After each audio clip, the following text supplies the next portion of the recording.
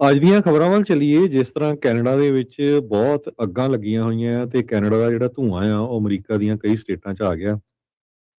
ਸੋ Canada ਦੀਆਂ ਅੱਗਾਂ ਨੇ president Trump ਉਹਨਾਂ ਦਾ ਜਿਹੜਾ ਟੈਂਪਰੇਚਰ ਆ ਉਹ ਵੀ ਵਧਾ ਦਿੱਤਾ ਹੈਗਾ। ਜੀ। ਸੋ ਟਰੰਪ ਤੇ ਕਾਰਨੀ ਦਾ ਜਿਹੜਾ ਰਿਲੇਸ਼ਨਸ਼ਿਪ ਆ ਉਹ ਇੱਕ ਵਾਰੀ ਫੇਰ ਬਹੁਤ ਤੱਤਾ ਹੋ ਗਿਆ, ਆਪਾਂ ਇਹ ਕਹਿ ਸਕਦੇ ਹੈਗੇ ਆ। ਹੂੰ, ਹੂੰ। ਤੇ ਇਹਨੂੰ ਦੇਖਦੇ ਹੋਏ ਪ੍ਰੈਜ਼ੀਡੈਂਟ ਟਰੰਪ ਉਹਨਾਂ ਨੇ 50% ਜਿਹੜਾ ਟੈਰਿਫ ਆ ਉਹ ਕੈਨੇਡਾ ਦੀਆਂ ਚੀਜ਼ਾਂ ਤੇ ਅੱਜ ਹੋਰ ਲਾ ਦਿੱਤਾ ਹੈਗਾ। ਇਹਦੇ ਵਿੱਚ ਉਹਨਾਂ ਨੇ ਆਟੋਜ਼, ਅਲਕੋਹਲ ਤੇ ਚੀਜ਼ ਨੂੰ ਲੈ ਕੇ ਕਿਹਾ ਵੀ ਉਹਦੇ ਉੱਤੇ ਤੁਸੀਂ ਕੈਨੇਡਾ ਵਾਲਿਆਂ ਨੇ ਟੈਰਿਫ ਲਾਇਆ, ਇਸ ਕਰਕੇ ਅਸੀਂ ਜਿਹੜਾ ਟੈਰਿਫ 50% ਲਾਉਣ ਜਾ ਰਹੇ ਹੈਗੇ ਆ।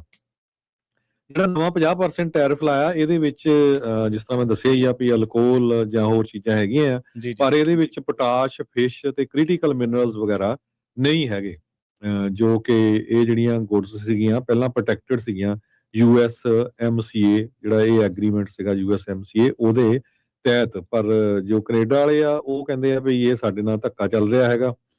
ਪਰ ਇਹ ਟ੍ਰੇਡ ਵਾਰ ਜਿਹੜਾ ਹੋਰ ਵਧੂਗਾ, ਕਿਉਂਕਿ ਪਿੱਛੇ ਜਿਹੇ ਓਨਟਾਰੀਓ ਦੇ ਪ੍ਰੀਮੀਅਰ ਡਗ ਫੋਰਡ ਨੇ ਵੀ ਜਿਹੜੀ ਆ ਸਟੇਟਮੈਂਟ ਦਿੱਤੀ ਸੀਗੀ ਵੀ ਜੇ ਸਾਨੂੰ ਟੈਰਿਫ ਲਾਇਆ ਤੇ ਕੈਨੇਡਾ ਵੀ ਅਸੀਂ ਟੈਰਿਫ ਦੇ ਨਾਲ ਹੀ ਡਾਲਰ ਫॉर ਡਾਲਰ ਜਿਹੜਾ ਰਿਸਪੌਂਸ ਕਰਾਂਗੇ। ਕੈਂਡਿਸ ਲਾਇੰਗ CEO ਆ ਕੈਨੇਡੀਅਨ ਚੈਂਬਰ ਆਫ ਕਾਮਰਸ ਦੇ, ਉਹਨਾਂ ਨੇ ਇਹ ਕਿਹਾ ਵੀ ਜੋ ਟਰੰਪ ਉਹਨਾਂ ਨੇ ਮੂਵ ਕੀਤੀ ਹੈ ਬੜੀ ਰਿਗਰੈਟੇਬਲ ਹੈਗੀ ਆ ਦੋਨਾਂ ਮੁਲਕਾਂ ਦੇ ਲਈ।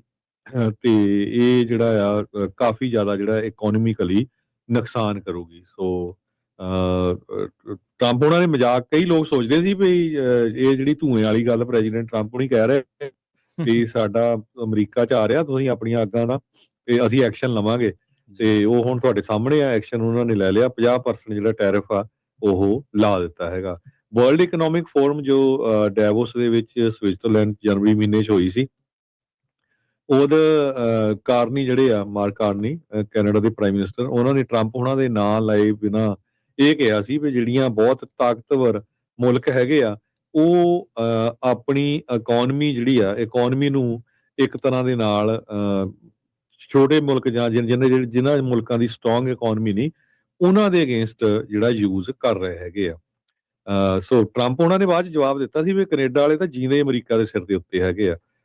ਕਹਿੰਦੇ ਵੀ Canada lives because of US। So ਅੱਜ ਹੁਣ ਟੈਰਿਫ ਵਧਾਤਾ। ਪਹਿਲਾਂ ਹੀ ਕੈਨੇਡਾ ਦੀ ਇਕਨੋਮੀ ਉਹਨਾਂ ਦੇ ਵਿਚਾਰਿਆਂ ਦੀ ਕਾਫੀ ਬੈਡ ਹੈਗੀ ਆ, ਇਸ ਵੇਲੇ ਰਿਸੈਸ਼ਨ 'ਚ ਆ ਤੇ ਇਹਦਾ ਜਿਹੜਾ ਅਸਰ ਆ ਕਾਫੀ ਜ਼ਿਆਦਾ ਹੋਊਗਾ। ਜੀ। ਅੱਜ ਦੀਆਂ ਖਬਰਾਂ ਵੱਲ ਚੱਲੀਏ। ਜਿਸ ਤਰ੍ਹਾਂ ਕੈਨੇਡਾ ਦੇ ਵਿੱਚ ਬਹੁਤ ਅੱਗਾਂ ਲੱਗੀਆਂ ਹੋਈਆਂ ਤੇ ਕੈਨੇਡਾ ਦਾ ਜਿਹੜਾ ਧੂੰਆਂ ਆ ਉਹ ਅਮਰੀਕਾ ਦੀਆਂ ਕਈ ਸਟੇਟਾਂ 'ਚ ਆ ਗਿਆ। ਸੋ ਕੈਨੇਡਾ ਦੀਆਂ ਅੱਗਾਂ ਨੇ ਪ੍ਰੈਜ਼ੀਡੈਂਟ ਟਰੰਪ ਉਹਨਾਂ ਦਾ ਜਿਹੜਾ ਟੈਂਪਰੇਚਰ ਆ ਉਹ ਵੀ ਵਧਾ ਦਿੱਤਾ ਹੈਗਾ। ਜੀ। ਸੋ ਟਰੰਪ ਤੇ ਕਾਰਨੀ ਦਾ ਜਿਹੜਾ ਰਿਲੇਸ਼ਨਸ਼ਿਪ ਆ ਉਹ ਇੱਕ ਵਾਰੀ ਫੇਰ ਬਹੁਤ ਤੱਤਾ ਹੋ ਗਿਆ, ਆਪਾਂ ਇਹ ਕਹਿ ਸਕਦੇ ਹੈਗੇ ਆ। ਹੂੰ, ਹੂੰ।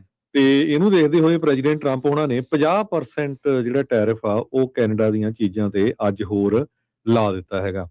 ਇਹਦੇ ਵਿੱਚ ਉਹਨਾਂ ਨੇ ਆਟੋਜ਼, ਅਲਕੋਹਲ ਤੇ ਚੀਜ਼ ਨੂੰ ਲੈ ਕੇ ਕਿਹਾ ਵੀ ਉਹਦੇ ਉੱਤੇ ਤੁਸੀਂ ਕੈਨੇਡਾ ਵਾਲਿਆਂ ਨੇ ਟੈਰਿਫ ਲਾਇਆ, ਇਸ ਕਰਕੇ ਅਸੀਂ ਜਿਹੜਾ ਟੈਰਿਫ 50% ਲਾਉਣ ਜਾ ਰਹੇ ਹੈਗੇ ਆ। ਜਿਹੜਾ ਨਵਾਂ 50% ਟੈਰਿਫ ਲਾਇਆ ਇਹਦੇ ਵਿੱਚ ਜਿਸ ਤਰ੍ਹਾਂ ਮੈਂ ਦੱਸਿਆ ਹੀ ਆ ਵੀ ਅਲਕੋਹਲ ਜਾਂ ਹੋਰ ਚੀਜ਼ਾਂ ਹੈਗੀਆਂ ਆ, ਜੀ, ਜੀ। ਪਰ ਇਹਦੇ ਵਿੱਚ ਪੋਟਾਸ਼, ਫਿਸ਼ ਤੇ ਕ੍ਰਿਟੀਕਲ ਮਿਨਰਲਸ ਵਗੈਰਾ ਨਹੀਂ ਹੈਗੇ। ਜੋ ਕਿ ਇਹ ਜਿਹੜੀਆਂ ਗੁਡਸ ਸੀਗੀਆਂ ਪਹਿਲਾਂ ਪ੍ਰੋਟੈਕਟਡ ਸੀਗੀਆਂ USMCA, ਜਿਹੜਾ ਇਹ ਐਗਰੀਮੈਂਟ ਸੀਗਾ USMCA ਉਹਦੇ ਤਹਿਤ। ਪਰ ਜੋ ਕੈਨੇਡਾ ਵਾਲੇ ਆ ਉਹ ਕਹਿੰਦੇ ਆ ਵੀ ਇਹ ਸਾਡੇ ਨਾਲ ਧੱਕਾ ਚੱਲ ਰਿਹਾ ਹੈਗਾ। ਪਰ ਇਹ ਟ੍ਰੇਡ ਵਾਰ ਜਿਹੜਾ ਹੋਰ ਵਧੂਗਾ, ਕਿਉਂਕਿ ਪਿੱਛੇ ਜਿਹੇ ਓਨਟਾਰੀਓ ਦੇ ਪ੍ਰੀਮੀਅਰ ਡਗ ਫੋਰਡ ਨੇ ਵੀ ਜਿਹੜੀ ਆ ਸਟੇਟਮੈਂਟ ਦਿੱਤੀ ਸੀਗੀ ਵੀ ਜੇ ਸਾਨੂੰ ਟੈਰਿਫ ਲਾਇਆ ਤੇ ਕੈਨੇਡਾ ਵੀ ਅਸੀਂ ਟੈਰਿਫ ਦੇ ਨਾਲ ਹੀ ਡਾਲਰ ਫॉर ਡਾਲਰ ਜਿਹੜਾ ਰਿਸਪੌਂਸ ਕਰਾਂਗੇ। ਕੈਂਡਿਸ ਲਾਇੰਗ CEO ਆ ਕੈਨੇਡੀਅਨ ਚੈਂਬਰ ਆਫ ਕਾਮਰਸ ਦੇ, ਉਹਨਾਂ ਨੇ ਇਹ ਕਿਹਾ ਵੀ ਜੋ ਟਰੰਪ ਉਹਨਾਂ ਨੇ ਮੂਵ ਕੀਤੀ ਹੈ ਬੜੀ ਰਿਗਰੈਟੇਬਲ ਹੈਗੀ ਆ ਦੋਨਾਂ ਮੁਲਕਾਂ ਦੇ ਲਈ।